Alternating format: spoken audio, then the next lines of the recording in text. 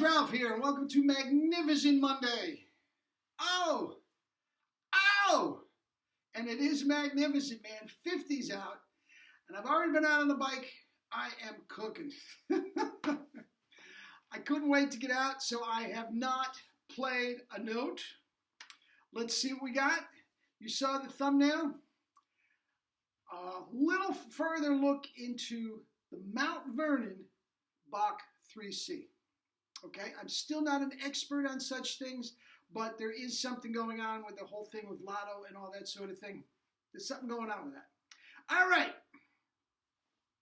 let's see what we got. Your guess is as good as mine. Are you spit buzzing? That feels great. I'm telling you.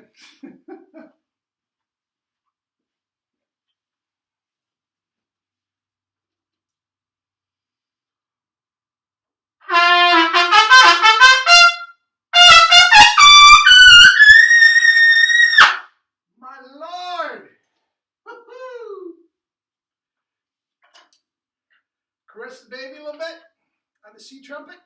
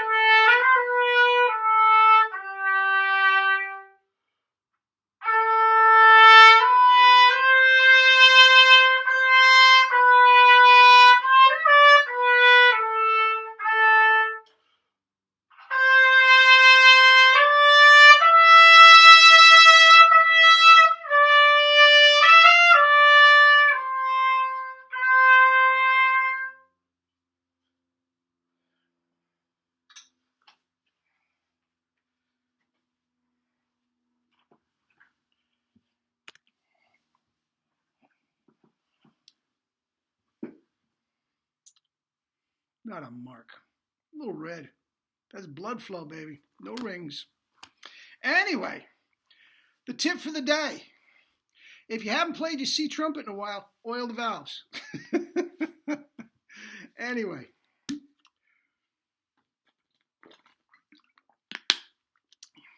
Now, with the whole infatuation with blotto company, probably not pronouncing it right, it became apparent from all the true power community that he was playing a Mount Vernon Bach. Okay? Now, what is the Mount Vernon series? I'm not even all that well versed, to tell you the truth. I sought out my man JJ, and he gave me an abridged version, and I'm going to give you the best I got. But as you know, I can't stand Bach mouthpieces. I can even find a better paperweight. Honest to God, I don't think they're good for anything. The last 60 years or so, I'm telling you, throw them away. I think they're useless. I'm not sure if Vacchiano, Broyles, all those guys would be using them today if they were privy to all these other mouthpieces that we have at our disposal. But anyway, that's conjecture, and let's get down to some facts. Okay, let me start with a story before we get to blotto. There was a guy at Manus when I was a freshman. Excellent trumpet player. He was a grad student, a diploma student. He had gone 4 years at the Cleveland Institute and studied with Bernard Edelstein. Okay, tremendous trumpet player. Chops just so natural. Didn't know what the heck he was doing. It was just right. Vacchiano loved him. And he didn't give two squats about the orchestra. He wanted to be a lead player on Broadway. He loved that Broadway sound and everything. And he had it down. And he did a lot of work. I'm not going to use his name. I don't know. He's quite a bit older. I don't know how old he is. I'm not sure if he's still playing, if he's still with us. I don't know what the deal is. When you get to be my age, right? But he was older than me, and we chummed around because I was just infatuated with his sound. It was just beautiful. And he was using a Mount Vernon Bach 3C. Okay? Now, here's the deal. As I said, he studied with Vacchiano and Broyles. And that's the thing. When I first got there, Vacchiano was very, very ill. Weren't sure if he was going to make it. He had just retired from the Philharmonic, and he was in the hospital, actually, when I went up to Columbia Press with a couple of the guys before school even started as a freshman and saw him in the hospital. And he didn't want to dump students. He knew that people came from far and wide to study with him, and he didn't want to dump students. But he had to cut back on his teaching schedule. So we alternated 1 week with Vacchiano, 1 week with Mel, and we all did that. So basically, he didn't dump any students, but he cut his teaching load in half. Okay? Mel was taking the brunt of it. But anyway, that's how I got both of them. That's how we all started studying with both Vacchiano and Mel. Anyway, Vacchiano loved this guy. And he played, you guessed it, a Mount Vernon Bach 3C. Okay? Collector's item. Vacchiano, even in his decrepit condition, was doing everything he could to buy it off me. He started off at $5. And this guy would not part with it. I mean, he was solid up to a high G and just the most glorious tone you can have. And he was playing first in the Manus Orchestra. We played pictures at an exhibition. Beat autumn. Gorgeous. Samuel Goldenberg, he played on B flat. Nailed it. Tremendous player. And, he got a show, got on the road. He left, and I lost touch with him.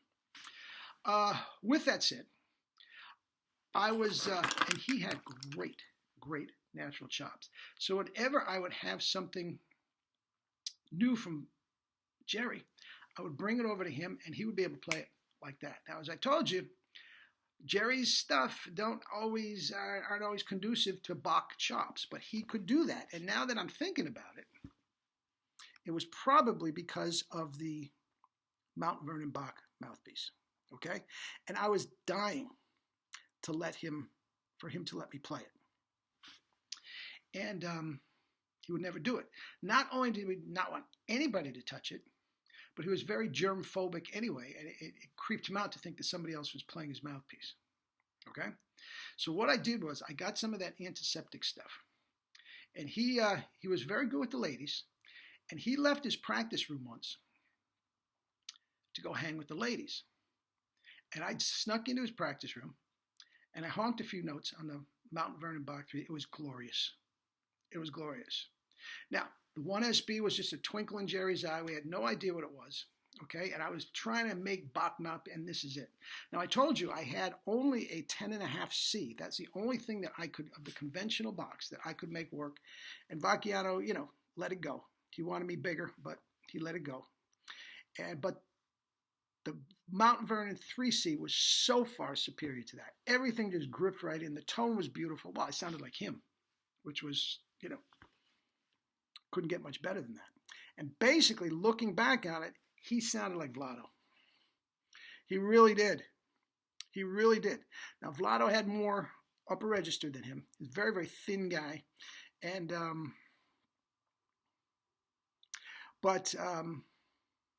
that was it. Now, from what my man JJ tells me, and I'm paraphrasing, it's in one of the comments somewhere, the Bach, the conventional Bach, which kills everybody, is when you have the cup, like here, the conventional Bach will go out into a bowl.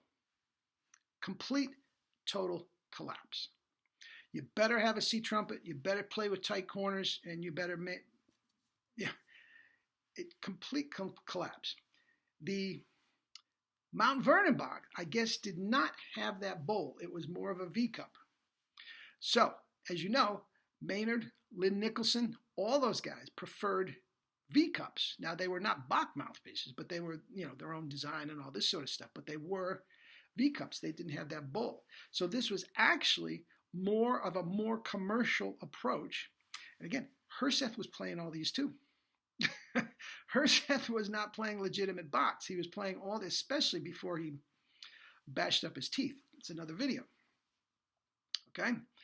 Now, in a V cup, yes, you will collapse a little more than the 1SB and Jerry's stuff, but it will hold you in better than the cup, the bowl. Okay?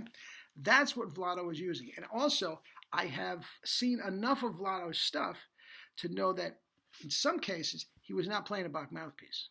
He had some custom-made jobs, silver-plated, gold-plated, all that sort of thing. But again, he was not playing a regular Bach mouthpiece.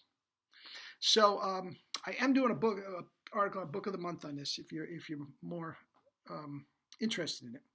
But from what I can tell, that's it. And guys, if it's a Mount Vernon Bach, all bets are off. Those are very, very playable.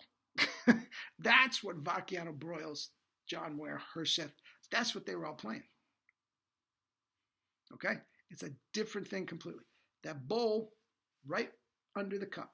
If you have a Bach mouthpiece, stick your finger in it. You know exactly what I'm talking about.